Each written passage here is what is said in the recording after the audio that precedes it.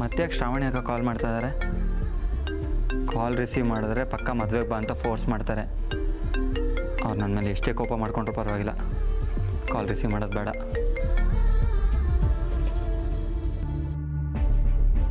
ನಾನು ಮದುವೆ ವಿಚಾರ ಮಾತಾಡ್ತೀನಿ ಅಂತಾನೆ ಇವನು ಕಾಲ್ ಪಿಕ್ ಮಾಡ್ತಿಲ್ಲ. ಆದರೆ ಬಿಡೋದು ಬೇಡ, ನನ್ನ ಕಡೆಯಿಂದ ಏನು ಪ್ರಯತ್ನನೋ ಅದನ್ನು ಮಾಡೋಣ.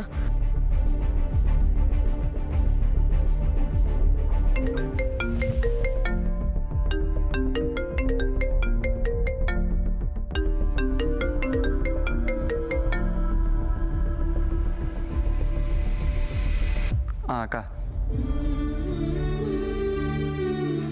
ನಾನು ಆದ್ಯ. ನೀನಾ? ಯಾಕಮ್ಮಯ್ಯ, ನಾನು ಅಂತ ಗೊತ್ತಾಗ್ತಿದ್ದಂಗೆ ಇಷ್ಟು ಆಶ್ಚರ್ಯ ಪಡ್ತಿದ್ಯಾ? ಯಾಕೆ ನಾನು ಫೋನ್ ಮಾಡ್ತೀನಿ ಅಂತ ಎಕ್ಸ್ಪೆಕ್ಟ್ ಮಾಡಿರಲಿಲ್ವಾ? ಅಲ್ಲ, ಅದು ನೀನು ಅಕ್ಕನ ಫೋನಿಂದ ಯಾಕೆ ಕಾಲ್ ಮಾಡ್ತಾ ಇದೆಯಾ? ಹಲೋ ಆದ್ಯ, ಮಾತಾಡು. ಮಾತಾಡಬೇಕು ಅನಿಸ್ತು, ಅದಕ್ಕೆ ಕಾಲ್ ಮಾಡಿದೆ.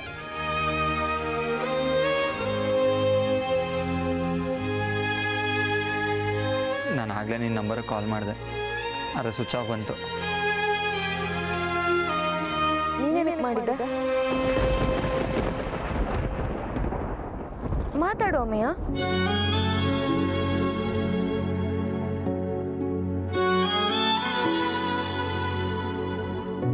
ಸರಿ, ನೀನು ಯಾಕೆ ಅಕ್ಕನ ಫೋನಿಂದ ಕಾಲ್ ಮಾಡಿದ್ಯಾ? ನನ್ನ ಫೋನ್ ಕಿತ್ಕೊಂಡು ಬಿಟ್ರು.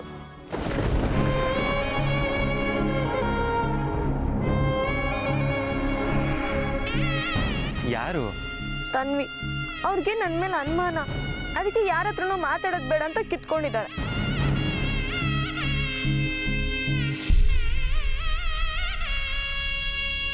ನೀನಿನ್ನೂ ಮಂಟಪಕ್ಕೆ ಹೋಗಿಲ್ವಾ? ನಾನು ಮಂಟಪಕ್ಕೆ ಹೋಗಬೇಕು ಅಂತ ಎಕ್ಸ್ಪೆಕ್ಟ್ ಮಾಡ್ತಿದ್ಯಾ?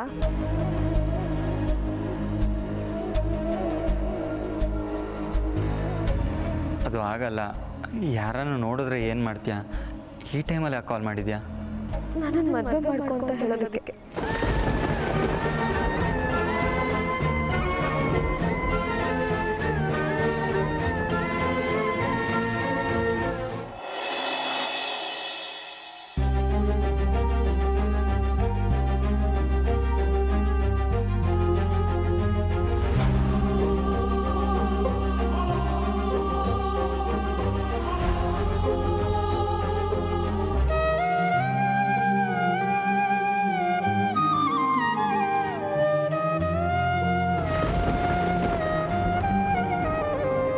ಸುಕೋಮಲೆ ನೀನ್ಯಾರೆಲೆ ಈ ಜೀವ ಭಾವ ಸಾರ್ಥಕ ಎದುರಾದೆಯ ಓ ದೇವತೆ ಈ ಪ್ರೀತಿ ಪ್ರೇಮ ಮೋಹಕ ನಿನ್ನ ನೋಡಿ ಆದೆ ಮೋಡಿ ನನ್ನ ಎದೆಗೆ ನೀನೇ ಒಳನಾಡಿ ನಿನ್ನ ನೋಡಿ ಆದೆ ಮೋಡಿ ನನ್ನ ಎದೆಗೆ ನೀನೇ ಒಳನಾಡಿ ನನ್ನ ದೇವನೇ ನನ್ನ ಪ್ರಾರ್ಥನೆ ವರವಾಗಿಸಿದೆ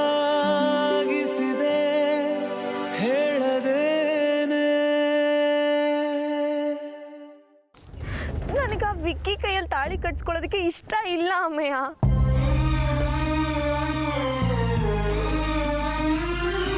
ನೋಡಾದ್ಯಾ, ಇನ್ನೊಂದು ಸ್ವಲ್ಪ ಹೊತ್ತಲ್ಲಿ ನಿನ್ನ ಮದುವೆ ಇದೆ. ನೀನು ಈ ರೀತಿ ಮಾತಾಡೋದೆಲ್ಲ ಸರಿ ಇಲ್ಲ. ನನಗೆ ಈ ವಿಷಯದ ಬಗ್ಗೆ ಮಾತಾಡೋದಕ್ಕೆ ಇಷ್ಟ ಇಲ್ಲ. ನಾನು ಫೋನ್ ಇಡ್ತೀನಿ. ಅಮ್ಮಯ್ಯ, ಫೋನ್ ಇಟ್ಟರೆ ನನ್ನ ಹಣೆ.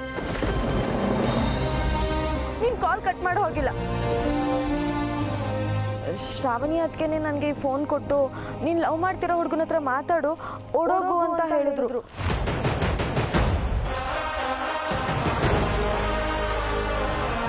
ಅಂದರೆ ಶ್ರಾವಣಿ ಅಕ್ಕಂಗೆ ನೀನು ಲವ್ ಮಾಡ್ತಾ ಇರೋ ಹುಡುಗ ನಾನೇ ಅಂತ ಗೊತ್ತಾಗೋಯ್ತಾ? ಅದೇ ನಿನ್ನೆ ಕೇಳ್ತಾ ಇರೋದು, ಹೇಳು. ಅಕ್ಕಂಗೆಲ್ಲ ಹೇಳ್ಬಿಟ್ಯಾ? ಇಷ್ಟೆಲ್ಲ ಸಹಿಸ್ಕೊಂಡಿದ್ದು ತಪ್ಪು ಮಾಡಿದೆ. ಶ್ರಾವಣಿ ಅದಕ್ಕೇನೆ ನನಗೆ ಪರ್ಮಿಷನ್ ಕೊಟ್ಟಿದ್ದಾರೆ. ಈಗ ಅವ್ರ ಹೆಸರನ್ನ ಬಳಸ್ಕೊಂಡು ಅಮ್ಮನ ಒಪ್ಪಿಸ್ತೀನಿ. ನನಗೆ ಬೇರೆ ದಾರಿನೇ ಇಲ್ಲ. ನನಗೆ ಕ್ಷಮಿಸ್ಬಿಡಿ ಅದಕ್ಕೆ. ಅದ್ಯಾ ನಿನ್ನನ್ನೇ ಕೇಳ್ತಾ ಇರೋದು.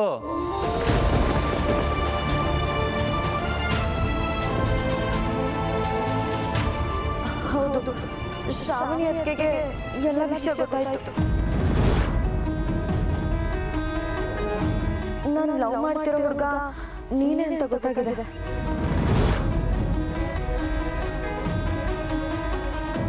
ಅವರೇ ಹೇಳಿದ್ದು ನೀವಿಬ್ರು ಮದುವೆ ಮಾಡ್ಕೊಳ್ಳಿ ಅಂತ.